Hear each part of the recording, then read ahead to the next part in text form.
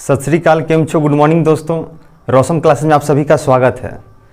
पिछले वीडियो में हम लोगों ने कॉम्बिनेशन ऑफ रेजिस्टेंस देखा था, जिसमें सीरीज कॉम्बिनेशन और पैरेलल कॉम्बिनेशन के बारे में पढ़ा था। इस वीडियो में हम लोग शुरुआत करते हैं इलेक्ट्रिक करंट के इंपॉर्टेंट इफेक्ट से। तो आइए देखते हैं कि इलेक्ट्रिक करंट का इंपॉर्टेंट कितने इफेक्ट्स होता है। तो 3 होता है। इलेक्ट्रिक करंट के इंपॉर्टेंट कितने इफेक्ट्स हैं? 3। पहला हीटिंग इफेक्ट्स, दूसरा मैग्नेटिक इफेक्ट्स, तीसरा केमिकल इफेक्ट्स। इस चैप्टर में हम लोग सिर्फ हीटिंग इफेक्ट्स को पढ़ेंगे, ठीक है। अगले चैप्टर में magnetic effects of electric current पढ़ना है, ओके। और लोअर क्लास में आपने पढ़ा होगा केमिकल इफेक्ट्स। आपको बताते हैं, जब वाटर से इलेक्ट्रिक करंट को जब पास कराया जाता है ना, तो वाटर क्या होता है ना, हाइड्रोजन ऑक्सीजन में टूट जाता है, ब्रेक हो जाता है। उसी को क्या बोलते हैं? Chemical effects of electric current, okay. तो यहां आइए हम लोग देखते हैं heating effects of electric current क्या है, ठीक है। तो जब इलेक्ट्रिक करंट को हम लोग पास कराते हैं थ्रू हाई रेजिस्टेंस वायर, जैसे नाइक्रोम वायर हो गया, जिसका रेजिस्टेंस क्या होता है? हाई होता है। जब इसे पास कराया जाता है तो पता है क्या होता है? रेजिस्टेंस वायर वेरी हॉट हो जाता है, बहुत गर्म हो जाता है और प्रोड्यूसेज हीट, और हीट प्रोड्यूस करता है। क्योंकि इलेक्ट्रिक करंट के पास होने के कारण ये हीट प्रोड्यूस हुआ है। इलेक्ट्रिक करंट पास हुआ है तभी ना हीट प्रोड्यूस हुआ है। इलेक्ट्रिक करंट के कारण ही हीट प्रोड्यूस हुआ है, इसीलिए इसे heating effects of electric current कहते हैं। क्योंकि इलेक्ट्रिक करंट पास हुआ तब जाकर के हीट उसमें उत्पन्न हुआ। ये heating effects of electric current कहलाता है, या इसको जूल्स हीटिंग भी कह सकते हैं, क्योंकि जूल ने इसे दिया था, इसलिए इसे जूल्स हीटिंग भी कहते हैं। इट्स ओके, आप इसका स्क्रीनशॉट ले लीजिए। तो आइए दोस्तों देखते हैं करंट के कारण जो हीट प्रोड्यूस होता है वो किस पर डिपेंड करता है। करंट जब हम लोग पास कराते हैं जब भी कंडक्टर से, तो उसमें हीट प्रोड्यूस होता है। तो वो हीट किस किस पॉइंट पर डिपेंड करेगा, किस पर डिपेंड करता है? तो सबसे पहला है strength of the current. Current कितना है उसके स्ट्रेंथ पर डिपेंड करता है, मतलब कि आई पे डिपेंड करता है। दूसरा resistance of the conductor, conductor के रेजिस्टेंस पे डिपेंड करता है, मतलब कि आर पे डिपेंड करता है। तीसरा वो टाइम जिसके लिए करंट जो है ना फ्लो करता है, वो टाइम पे डिपेंड करता है, मतलब कि टी पे डिपेंड करता है, ठीक है। ये समझ गए? हीट जो भी प्रोड्यूस होगा करंट के कारण वो किस किस चीज पर डिपेंड करेगा? तो करंट पर, रेजिस्टेंस पर, और साथ ही साथ टाइम पर डिपेंड करता है। आइए देखते हैं जूल्स लॉ क्या है। तो जेम्स प्रेस्कॉट जूल ने 1841 ईस्वी में, नाम लिख देता हूं मैं, जेम्स प्रेस्कॉट जूल, 1841 ईस्वी में इन्होंने heating effects of electric current का अध्ययन किया। और अध्ययन करने के बाद इन्होंने बोला कि जो हीट होता है ना, ये डायरेक्टली प्रोपोर्शनल होता है आई स्क्वायर के। मतलब जो करंट जो फ्लो हो रहा है ना, उसके स्क्वायर के डायरेक्टली प्रोपोर्शनल होता है हीट। और इन्होंने क्या बोला? हीट जो है आर के, मतलब कि रेजिस्टेंस के डायरेक्टली प्रोपोर्शनल होता है। और इन्होंने क्या बोला? हीट टाइम के डायरेक्टली प्रोपोर्शनल होता है, ठीक है। तो इसको यदि हम लोग 1 नंबर इक्वेशन मान लें, इसको 2 नंबर मान लिया जाए, इसको 3 नंबर मान लिया जाए, तो तीनों को एक साथ कंबाइन करने के बाद क्या प्राप्त हो जाता है? एच डायरेक्टली प्रोपोर्शनल आई स्क्वायर आर टी, ठीक है। अब ये प्रोपोर्शनल के जगह पे जब हम लोग इक्वल टू लाएंगे तो एक कांस्टेंट आता है के, तो के आई स्क्वायर आर टी। अब यहाँ के कांस्टेंट है जिसका वैल्यू कितना होता है? 1 होता है। तो उसके बाद क्या हो जाएगा? H equal to I square R T. ये आपका हीट का फॉर्मूला हो गया, H equal to I square R T, ठीक है। आप इसका स्क्रीनशॉट ले लीजिए। तो आइए दोस्तों देखते हैं इलेक्ट्रिक एनर्जी। इलेक्ट्रिक एनर्जी क्या होता है? तो किसी भी इलेक्ट्रिक सर्किट में करंट के द्वारा जो टोटल वर्क डन होता है उसी को क्या बोलते हैं? Electric energy. किसी भी इलेक्ट्रिक सर्किट में करंट के द्वारा जो टोटल वर्क डन होता है, जो टोटल काम किया जाता है, वो क्या कहलाता है? इलेक्ट्रिक एनर्जी कहलाता है, ठीक। तो आइए देखते हैं इलेक्ट्रिक एनर्जी का फॉर्मूला कैसे निकलेगा। सबसे पहले आपने पढ़ा था इलेक्ट्रिक पोटेंशियल का फॉर्मूला, आपको याद होगा, V equal to W by Q, पढ़े थे ना आप। तो W इक्वल टू क्या हो जाएगा? अगर V equal to W by Q है तो W इक्वल टू क्या हो जाएगा? V क्यू होगा ना। W इक्वल टू क्या हो जाएगा? V into Q. तो ये एक फॉर्मूला हो गया वर्क डन का। तो वर्क डन और एनर्जी दोनों तो सेम होता है ना, दोनों का सेम फॉर्मूला होगा। एक और क्या फॉर्मूला हो जाएगा वर्क डन का? V को अगर मैं रहने दूं और Q की जगह पे क्या रख दें? IT। ये समझा है ना? Q की जगह पे IT कैसे रख दिए? क्योंकि आपने पढ़ा था ना, I इक्वल टू क्या पढ़ा था? इलेक्ट्रिक करंट बराबर Q बाई T। तो Q इक्वल टू क्या हो जाएगा? IT, क्रॉस मल्टीप्लाई कीजिएगा ना तो IT हो जाएगा ना। तो एक ये फॉर्मूला हो गया आपका, W इक्वल टू VIT। और देखिए इस V की जगह पे अगर यदि IR रख दिया जाए तो I R into I into T, तो ये क्या निकल जाएगा, आई स्क्वायर आर टी हो जाएगा ना। इसको हम लोग ऐसे भी लिख सकते हैं, W equal to I square R into T, ये भी एक फॉर्मूला आ गया। ठीक है, ये भी का फॉर्मूला रख दिया है ना, आई आर पढ़े होइएगा ना आप। अब यहाँ देखिए W इक्वल टू, यदि I के जगह पे यदि हम V बाई आर रख दें तो V बाई आर का square into R into T, तो ये R से एक ठो R कट जाएगा ना, तो W इक्वल टू क्या हो जाएगा, V स्क्वायर बाई आर, एक सिंगल R रह जाएगा। ध्यान समझिएगा, R का स्क्वायर करेंगे ना तो R स्क्वायर होगा। अभी इस एक R से एक R कट गया तो V स्क्वायर बाई आर हो गया इंटू टी, तो एक और फॉर्मूला आ गया। ठीक है, तो एक ये फॉर्मूला हो गया W equal to V Q, एक हो गया वी आई टी, एक हो गया आई स्क्वायर आर टी, एक V square by R into T. ठीक है, तो वर्क डन, ध्यान दीजिएगा, वर्क डन, हीट एनर्जी और एनर्जी, ये तीनों का फॉर्मूला सेम होता है। तो जितना वर्क डन का लिखे हैं वो सभी हीट का भी हो जाएगा, सभी एनर्जी का भी हो जाएगा। एनर्जी का एक और फॉर्मूला ध्यान रखिएगा, जो कि एक्चुअली हम पावर पढ़ाएंगे उसमें समझ में आ जाएगा, फिर भी ध्यान रखिए यहाँ पे एनर्जी का एक और फॉर्मूला होता है P into T, power into time taken. हम लोग आगे देखेंगे पावर क्या होता है, फिलहाल ये क्लियर कर लीजिए इसको। ठीक है, ओके। तो आइए दोस्तों देखते हैं एक टॉपिक को, इलेक्ट्रिक पावर। इलेक्ट्रिक पावर क्या होता है, तो इलेक्ट्रिक करंट के द्वारा जिस रेट से वर्क डन किया जाता है ना, उसी को क्या बोलते हैं, इलेक्ट्रिक पावर।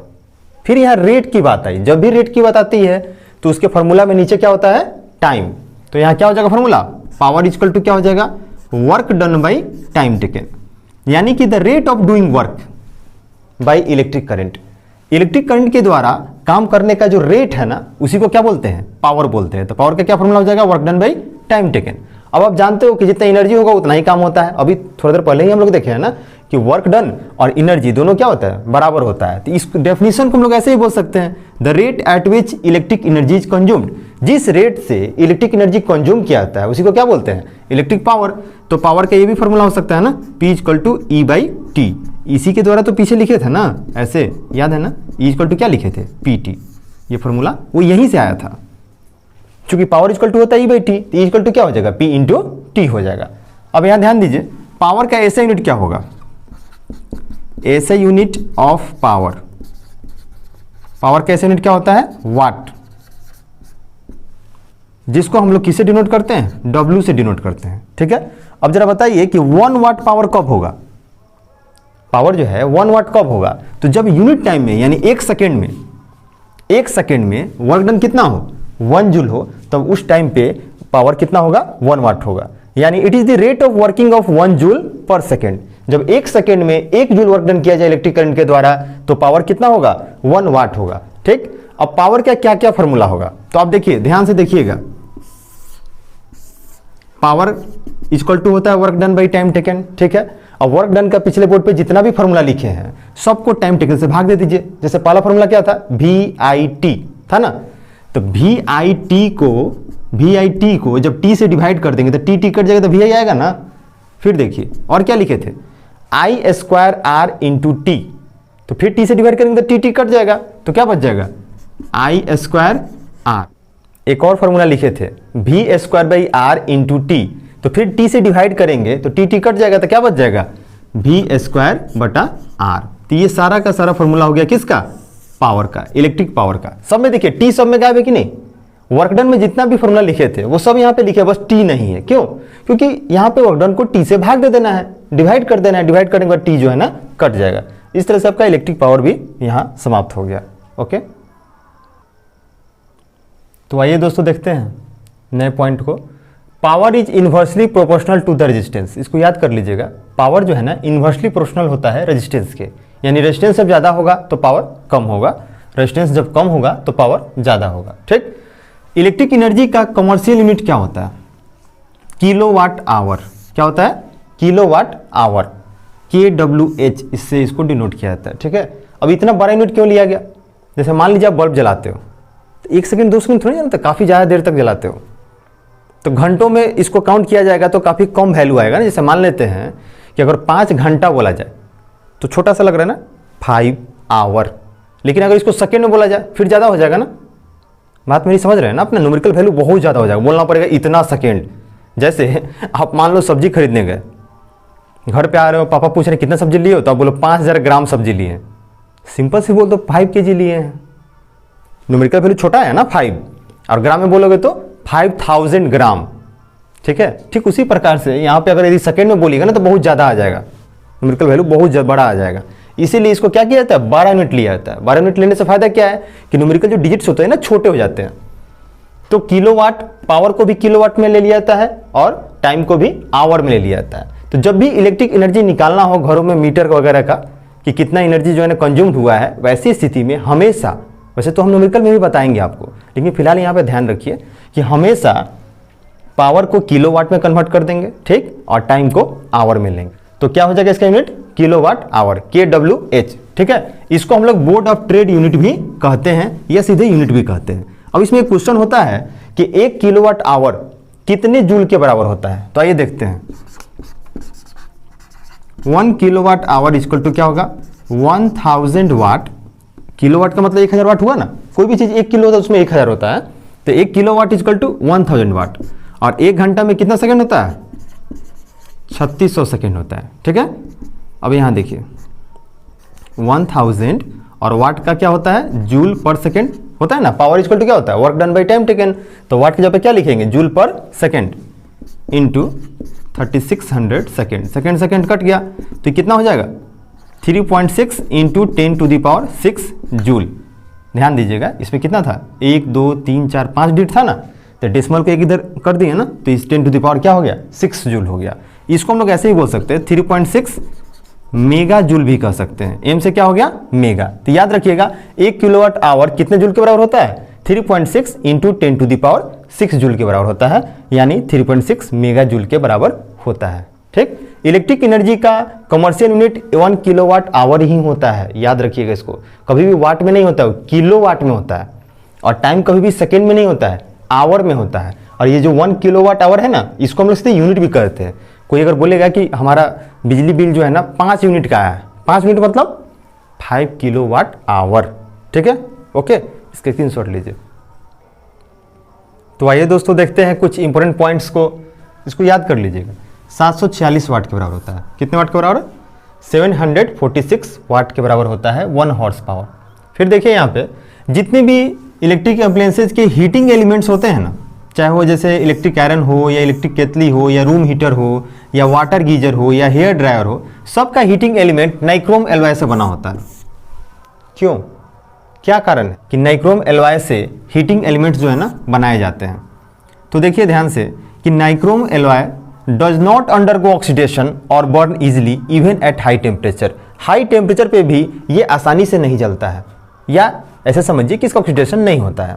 दूसरा क्या कारण है कि nichrome has very high resistivity. इसका रेजिस्टिविटी क्या होता है, बहुत ही ज़्यादा होता है। इन्हीं दो कारणों से जितने भी इलेक्ट्रिकल अप्लायंसेज ये जो नाम लिए हैं हम, ये सभी के हीटिंग एलिमेंट्स को नाइक्रोम एलॉय से ही बनाया जाता है। ठीक, इसको याद कर लेना है कि नाइक्रोम एलॉय का ही प्रयोग हीटिंग एलिमेंट्स को बनाने में क्यों किया जाता है। तो इसका पहला कारण है कि nichrome does not undergo oxidation, इसका ऑक्सीडेशन नहीं होता है, या ऐसा बोलिए कि ये आसानी से जलता नहीं है चाहे टेम्परेचर हाई क्यों ना हो। दूसरा कि nichrome has very high resistivity, nichrome का जो रेजिस्टिविटी होता है बहुत ही हाई होता है। ठीक है, अब यहाँ देखिए इलेक्ट्रिक बल्ब का जो फिलामेंट होता है, पीला वाला बल्ब आप देखे होइएगा, उसका जो फिलामेंट होता है वो किसका बना होता है, टंगस्टन का। क्यों टंगस्टन का बना होता है, क्योंकि टंगस्टन के पास फ्लेक्सिबिलिटी हाई होता है, और दूसरा लो रेट ऑफ इवेपोरेशन होता है हाई टेम्परेचर पर भी। ठीक है, इवेपोरेशन आप समझते हैं, तो low rate of evaporation high temperature पे होने के कारण और साथ ही साथ हाई फ्लेक्सिबिलिटी होने के कारण ये जो है ना इलेक्ट्रिक बल्ब का फिलामेंट टंगस्टन का बना होता है। ठीक, यहाँ देखिए ये जो टंगस्टन है ये जब ग्लो करता है ना लाइट देने के लिए, बल्ब में जब ग्लो करता है तो वह उस समय पे, उस टाइम पे इसका जो टेम्परेचर होता है कितना होता है, 2500 डिग्री सेल्सियस। साथ ही साथ ये भी ध्यान रखिए कि जो इलेक्ट्रिक बल्ब होता है ना, इलेक्ट्रिक बल्ब पीला वाला जो इलेक्ट्रिक बल्ब होता है उसके अंदर कौन सा गैसेज भरा होता है, तो उसके अंदर अनरिएक्टिव गैसेज आर्गन या नाइट्रोजन या दोनों का मिक्सचर भरा होता है। इसके अंदर कौन सा गैस भरा होता है, आर्गन या नाइट्रोजन या बोथ या दोनों का मिक्सचर भर दिया जाता है। ये अनरिएक्टिव है, अनरिएक्टिव गैसेस। ठीक है, आप इसका स्क्रीनशॉट ले लीजिए। तो आइए दोस्तों देखते हैं कुछ और पॉइंट्स को। इलेक्ट्रिक फ्यूज वायर क्या है? Electric fuse wire has a higher resistance than the rest of the electric wiring in house. घरों में बाकी जितने भी इलेक्ट्रिक वायरिंग होते हैं सभी से इलेक्ट्रिक फ्यूज वायर का हायर रेजिस्टेंस होता है। ठीक है, दूसरा देखिए, electric fuse is connected in series with the circuit. Circuit में इलेक्ट्रिक फ्यूज को हमेशा सीरीज में जोड़ते हैं, पैरेलल में नहीं। जरा सोचो, पैरेलल में जोड़ दीजिएगा तो अगर वो ब्रेक डाउन भी हो गया तो इधर से करंट पास होते रह जाएगा ना। तो सीरीज में जोड़ेंगे तभी तो वो अगर ब्रेक डाउन हुआ तो आगे करंट पास नहीं होगा और हमारे इलेक्ट्रिकल अप्लायंसेस जो है ना जलने से बच जाएंगे। यहां देखिए, when the circuit gets heated up to greater temperature beyond safe limit, जब सर्किट जो है ना जितना सेफ लिमिट है उससे ज़्यादा हीटेड हो जाता है तो ऐसी स्थिति में क्या होता है? Fuse wire melts and breaks the circuit. वो पिघल जाता है और सर्किट को क्या कर देता है? ब्रेक कर देता है, मतलब कि करंट को आगे जाने ही नहीं देता है। इससे हमारे इलेक्ट्रिकल अप्लायंसेस डैमेज होने से बच जाते हैं, उनका प्रोटेक्शन हो जाता है। ठीक है, तो इस तरह से इलेक्ट्रिक फ्यूज भी लगाना जरूरी होता है। ठीक है, क्या आपको पता है कि फ्यूज का जो वायर होता है वो किससे बना होता है? वो या तो कॉपर से बना होता है या एलवाई, जिसको कि सोल्डर बोलते हैं। सोल्डर पता है किसको बोलते हैं? टीन और लेड का जो एलवाई होता है उसको सोल्डर बोलते हैं, याद रखिएगा। सोल्डर क्या है? एलवाई ऑफ टीन एंड लेड।